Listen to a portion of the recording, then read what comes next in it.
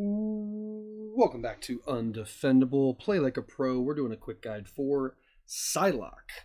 Psylocke is just an all-around flexible hero.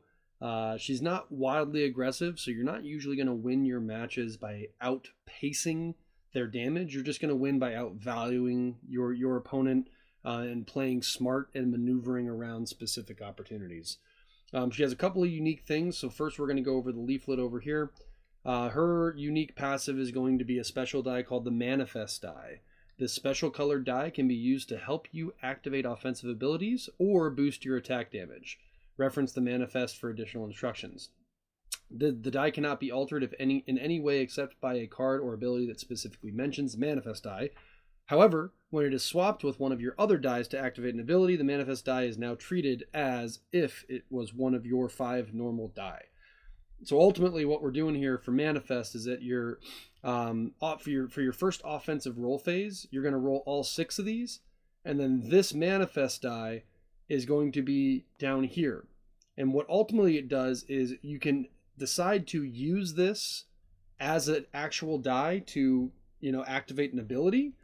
If you do not use it, you will add this damage rounded up to your attack, right? So this would add 2 damage to whatever attack I decide if I announce something with the 5 dice that are up here.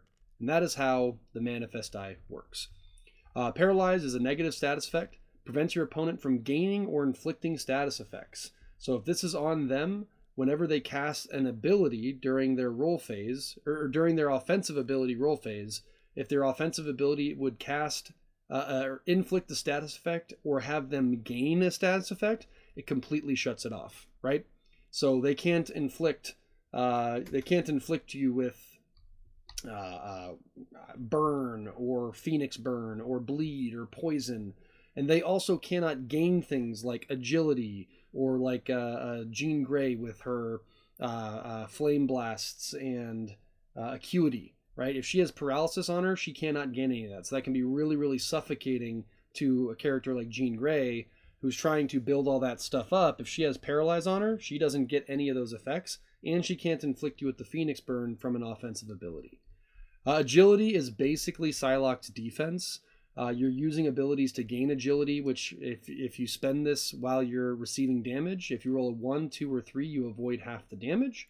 And then Infiltrate allows you to spend this and choose a die rolled by any player during their defensive roll attempt. The chosen die must be re-rolled. Most of the time you're going to use this on yourself to try and smooth out your defense, unless you're playing against a hero with a really, really strong defense and they're trying to hit something that requires them to hit a specific die, like a 6, right? It's like, nope, I'm going to play Infiltrate, re-roll that 6, and then they may not get that ability. All right, her dice are Blade, Psy, Mind, Starlight. So she has a 2-2-1-1 die facing. And let's go over her abilities really quickly. So Psylocke's basic is Lunge for 5, 6, 7 defendable damage. We already talked about the Manifest die. Devise, deal 3 undefendable damage. If you did not use the Manifest die to activate this ability, gain a CP. Parry, which is going to be your go-to ability, gain an agility, deal 7 damage on defendable.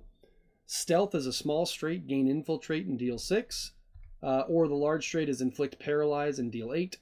Paralysis is another go-to for her, because again, if you need to shut down like heavy control heroes or heavy token heroes, you want to get Paralyze on them. So that's going to inflict Paralyze and deal 6 damage. Blade Dance is her mini ult, gain agility and Infiltrate and deal 6 undefendable. And then her ultimate, gain agility, paralyze, and then deal 11. Her defense is roll 3, deal 1 damage per blade, and then on a blade and a mind, you draw a card. On a blade and a starlight, gain an agility. And this is where that Infiltrate really kind of can come in handy, because let's say, like, hypothetically, you roll these 3 for your defense and you roll like a 5, 6, 5, right? I don't get anything from my defense. So I may go, hey, I'm going to use this Infiltrate, and I'm going to re-roll one of these 5s, and let's say I get, there we go, I get a blade. Well, now I went from getting nothing from my defense to dealing 1 back, drawing a card, and gaining an agility. So that's where that Infiltrate is going to come in handy, is typically smoothing out your defense or shutting down a very hard to roll defense objective your opponent may have hit. That's pretty much it for Leaflet and her abilities.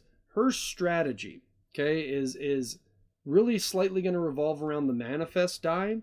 But ideally, you're basically going to be rolling for parry early on. Early game, you want to just consistently roll parry to stack your agilities and use your agilities for your defense and damage prevention. It's your best baseline ability, and you can use the manifest die to either add damage or fill in the missing symbol. If you naturally roll towards a small straight early, that's okay, and a large straight later when you can, but ultimately you want to bank the agilities and then use it to deal or limit damage prevention. And then that's going to bring you into the mid game. And this is where you either continue to do parry and avoid damage, or if you're playing against engine heroes, you may get some higher value at this point from your paralyze opportunities. That's going to be your large straight and your paralyze to shut them down. And this is where, again, that manifest die can come in handy to push for large straights a lot easier, right? If you have a 3 or a 4, this large straight becomes a lot easier. If let's say you have a 4, okay, well now I have way more opportunities for a large straight here because I already have 2, 3, 4, okay?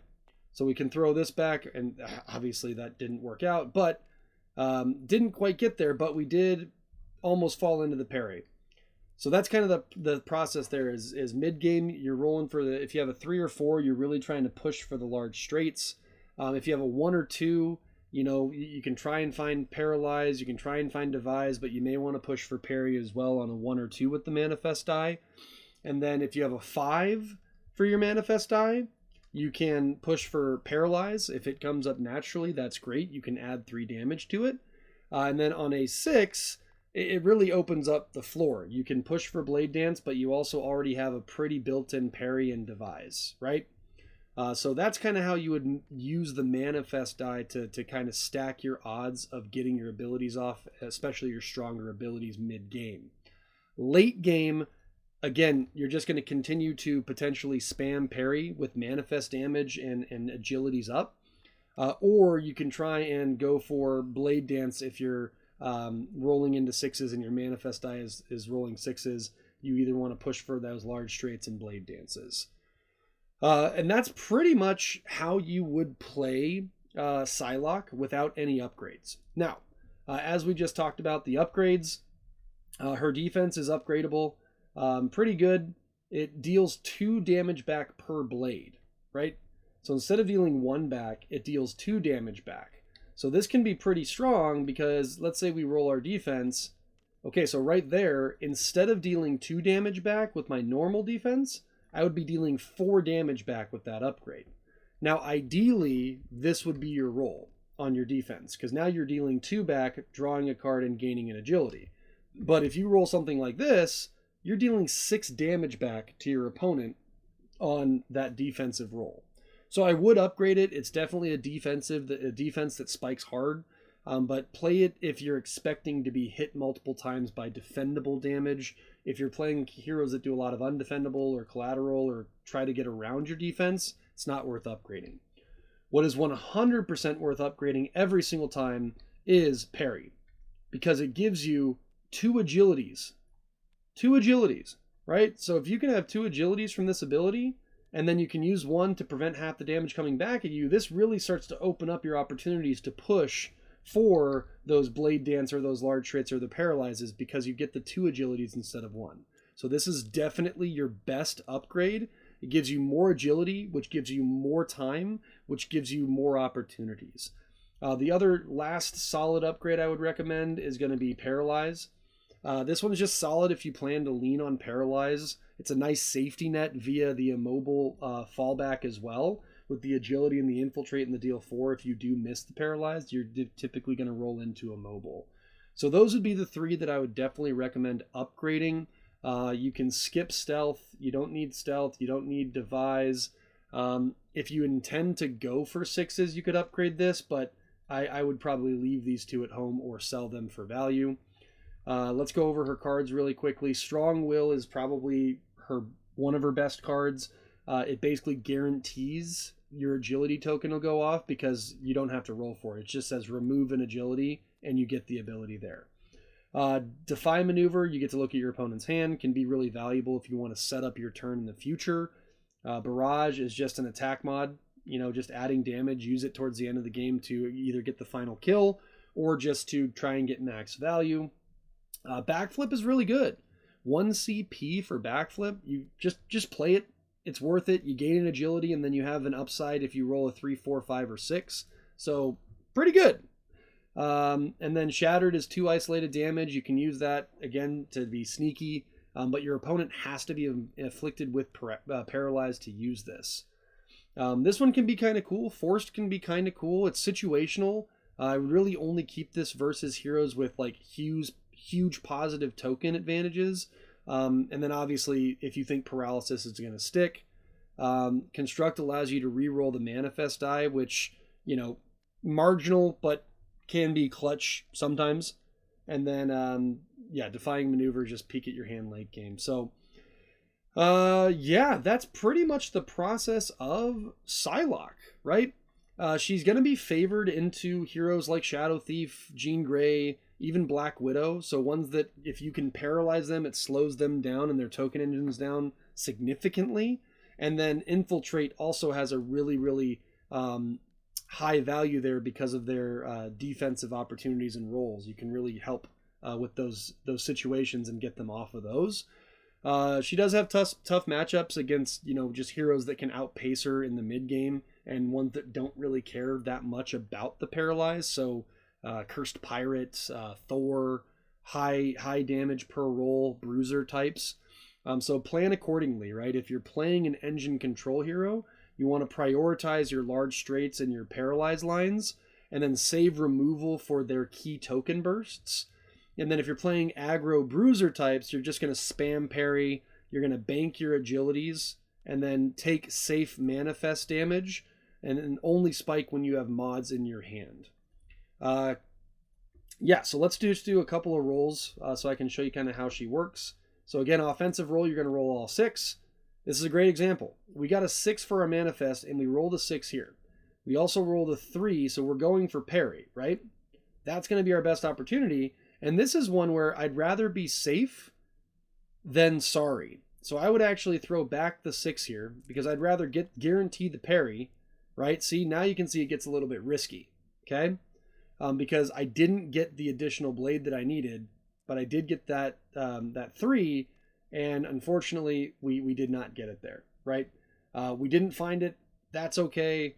That's very unfortunate. That's not really likely. We could have potentially saved Devise the turn before to be safe, but I wanted to kind of show you we really want to push for parry, and we just didn't get it, and that happens. So let's go back here. This is a good example, right? So 2, 3, 4, 5, 6. We rolled a large straight. Yes, we would have to use our manifest die, but that is definitely one that I would want to just go ahead and keep and go with, right? The extra 2 damage is great, but a large straight for 8 and a paralyze is really good as well. Okay, we got a 4 again, so now we're really, again, we're leaning towards either parry or the large straights based on the rolls. We have a 6, we have a 3, we have a 2. We also, again, if we look back at this, we have that large straight there again, which we could potentially use. Now, I think here I'm actually going to attempt to do one more roll and go for the parry. And of course, we do not get it, which is okay. We're going to throw these back one more time and see what happens. Okay, so we did get it there, right? We actually got it naturally.